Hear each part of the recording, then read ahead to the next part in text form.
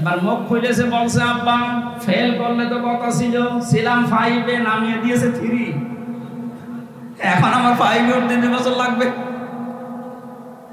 আমরা যে পাগলামি গুলো করছি, সূরা আলে ইমরানের 185 নম্বর আয়াতের শেষে আল্লাহ এই তথ্যটা দিয়েছেন, ওয়ামাল হায়াতুদ দুনিয়া ইল্লা মাতাউল গুরুর। পৃথিবীর বান্দা বান্দিরা, দুনিয়ার জীবনটা কিন্তু একটা খেলাধুলা, এটা ধোঁকা।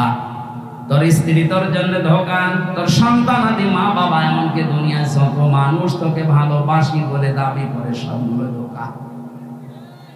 এগুলো সব কাঠ হয়ে যাবে চোখ বন্ধ হওয়ার পর। ফাইদা নুফিখা ফিস সূরি ফালা আনসাবা বাইনাহু ইয়াউমাইযিন ওয়ালা ইয়াতাসাআলুন।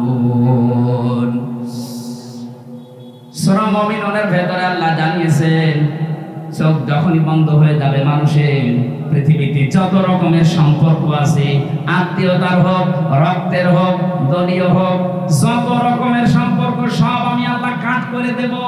নসবের বহুবচন আনসাব, একটা সম্পর্ক তো থাকবে না।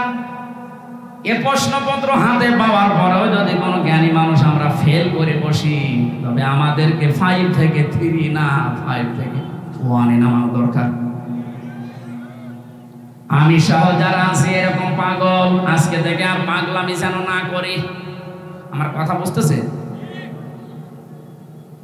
কিয়ামতে যদি কুকুরের স্রোত নিয়ে ওঠা লাগে, আমি কি করলাম এই বিশাল সম্পদের পাহাড় তৈরি করে, আমি ভোগও করতে পারলাম না।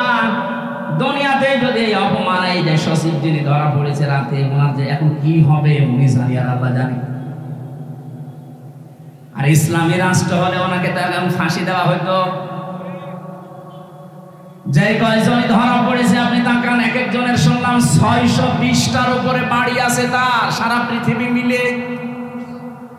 ভ্যান চালকের মতো যদি হালাল রোজে উপার্জন করা লাগতো, কিয়ামতের আগে এই পৃথিবীতে কেউ 620টা বাড়ি বানাতে পারত না। অথচ 15.5 বছর অলরেডি অনেকে বানিয়েছে। 350 এমপি এবং নির্বাচন কমিশনের যে 15 জন দায়িত্বে ছিল, একজন পটল তুলেছে, এখন 14 জন আছে। প্রত্যেকের এখন হিসাব নেওয়া হচ্ছে যে টাকা পেলেন কোথায় বলেন। ইসলাম যদি এদেশে থাকতো, হিসাব না, শুধু ধৈর্য আর প্রমাণ হলেই আল্লাহ ফাতে করে দিত। এইটা দেখার পরে কিয়ামত পর্যন্ত এই দেশে আর অবৈধ সম্পদের পাহাড় কেউ করতো না। এটা বন্ধ করা দরকার। আর এটার জন্য কোরআনে কারিমের আইন ছাড়া বানানো আইন দিয়ে সম্ভব না। যেহেতু এখনো কোরআনে কারিমের আইন দেশে আসেনি, আমরা যারা বিবেকবান আছি, কিন্তু বিবেকটা কাজে লাগান। কুকুরের মতো স্রোত নিয়ে কিয়ামতে উঠলে কি হবে আপনার? আপনি মনে করেন 2000 বছর হায়াত পেলেন, 2000 বছর পরে তো মরবেন নাকি? কথা বলেন না কেন? আপনার যাতে কত বড় বড় মহারথী কবরে চলে গেছে। বিশ্ব নবীকে আজরাইল অফার দিয়েছিল, আপনি যদি থাকতে চান যতদিন ইচ্ছা থাকতে পারবেন। নবীজি বলেছেন তারপরে কি? বলে হ্যাঁ, তারপরে মরা লাগবে। নবীজি বললেন, দেখো মরা যদি লাগবে তখন আমার রেখে যাওয়া দরকার নেই, আমার নিয়ে চলো।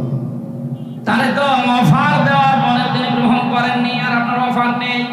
সর্বোচ্চ এদেশের এখন গড় আয়ু হচ্ছে 65-67 বছর। এরপরে যদি বেঁচে থাকেন, মনে করবেন আপনি বোনাস পেয়েছেন, আমাদের হায়াত ধার করে বেঁচে আছেন। কথা বলেন না।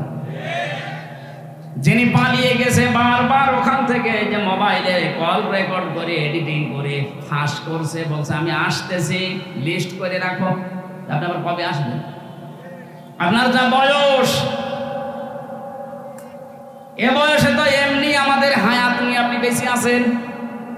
কথা বলেন না কেন? 65 থেকে 67 যদি গড় আয়ু হয়, তাহলে ওনার বয়স এখন, কথা বলেন, উনি আমাদের হায়াত নিয়ে বেশি আছে, তারপর বলছে আমি আসতেছি। আমরা এই মুহূর্ত থেকে শুধু মাহফিল শুনতে আসা না, আমরা এই মুহূর্তে সিদ্ধান্ত নেওয়া লাগবে।